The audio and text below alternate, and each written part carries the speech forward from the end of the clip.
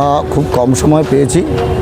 আমরা এই সময়ের মধ্যেও প্রতিকূলতা, বৃষ্টি সব উপেক্ষা করেও আমরা শ্রমিক সংখ্যা বাড়িয়ে আমরা ম্যাক্সিমাম স্ট্রাকচারটা কমপ্লিট করে আমাদের এখন দ্রুত গতিতে আমাদের সব সাইডের কাজ চলছে। ভেতরের কাজ বা কাঠের কাজ, ফাইবারের কাজ একসঙ্গে আমরা দ্রুত গতিতে ওঠাচ্ছি।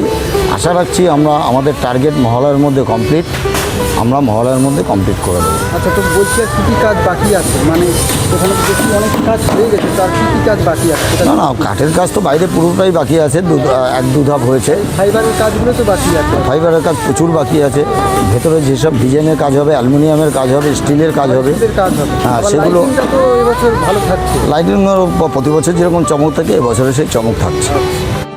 উৎসবের অঙ্গনে আজ সবার মন